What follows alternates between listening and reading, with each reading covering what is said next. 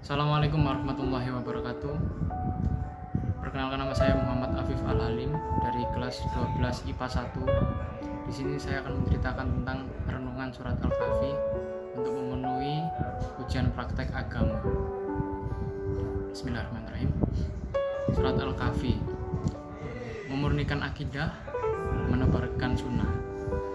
Sebuah slogan yang sering kita dengar dan sependek pengetahuan saya, kalau kita membaca surat Al-Kahfi, kita akan menemukan di akhir surat tersebut Allah menutup dengan sebuah ayat yang penting, sebuah perintah kepada Rasulullah untuk mendakwahkan dan menyerukan ayat ini kepada manusia. Sebuah ayat yang intisarinya Allah seruan untuk memurnikan akidah dan menebarkan sunnah. Allah berfirman, "Katakanlah, sesungguhnya aku ini manusia biasa, seperti kamu, yang diwahyukan kepadaku, bahwa sesungguhnya sesembahan kamu itu adalah sesembahan yang satu. Barang siapa mengharap perjumpaan dengan Robnya, maka hendaklah ia mengerjakan amal yang saleh, dan janganlah ia mempersatukan seorang pun dalam beribadah kepada Robnya." Surat Al-Kahfi ayat 110. Kalau kita jabarkan satu persatu, ada ayat pertama, "Katakanlah, sesungguhnya aku ini Rasulullah, manusia biasa seperti kamu." Karena beliau manusia biasa, maka beliau tidak boleh disembah dan diibadahi. Ini memurnikan akidah. Lalu ada lagi, diwahyukan kepadaku bahwa sesungguhnya sesembahan kamu itu adalah sesembahan yang satu. Karena beliau diberi wahyu, maka tidak boleh mendustakannya dan wajib menerima semua yang datang dari beliau serta mengamalkannya. Ini menebarkan sunnah. Lalu, barang siapa mengharap perjumpaan dengan Robnya, maka hendaklah ia mengerjakan amal yang saleh, dan janganlah ia mempersekutukan seorang pun dalam beribadah kepada Robnya. Siapa yang ingin berjumpa dengan Robnya dalam keadaan diridhoi, maka hendaklah dia memurnikan akidahnya, tanda kutip, dengan tidak berbuat syirik dan menebarkan sunnah, dalam tanda kutip, dengan beramal salih yang sesuai tuntunan sunnah.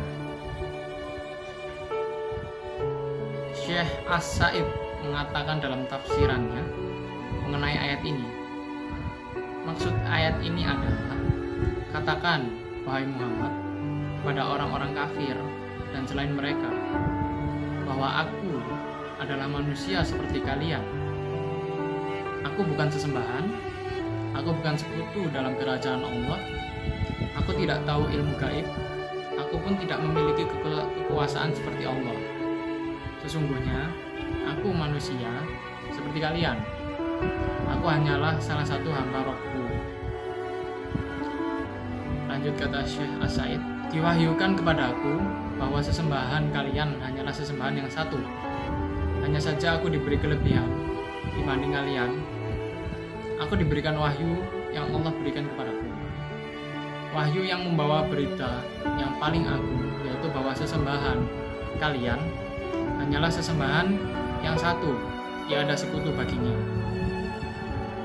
Tidak ada satupun selain Dia yang berhak diibadahi, walau seberat biji sawi. Aku menyeru kalian untuk beramal dengan sesuatu yang bisa mendekatkan diri kalian kepadanya, sehingga kalian mendapat pahala darinya dan terhindar dari azabnya.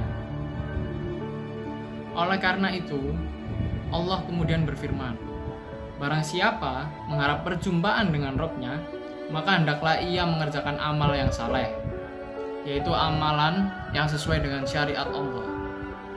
Dan janganlah ia mempersekutukan seorang pun dalam ibadahnya kepada Robnya, yaitu janganlah dia merasa ria dalam amalannya. Bahkan hendaknya dia beramal ikhlas mengharapkan wajah Allah SWT. Maka ayat ini menggabungkan keterangan tentang amalan yang ikhlas dan mengikuti sunnah Nabi. Amalan seperti itulah yang akan diterima dan pelakunya akan mendapat ganjaran. Adapun amalan yang tidak ikhlas atau tidak sesuai sunnah, maka itu hanyalah kerugian dan di dunia dan akhirat bagi pelakunya. Dia tidaklah mendapat kedekatan dari Sang Mulia dan dia juga tiada mendapat keridhoannya. Itu seperti cerita dari penggalan ayat terakhir dari surat Al-Kahfi. Mohon maaf atas kesalahan kata. Wassalamualaikum warahmatullahi wabarakatuh.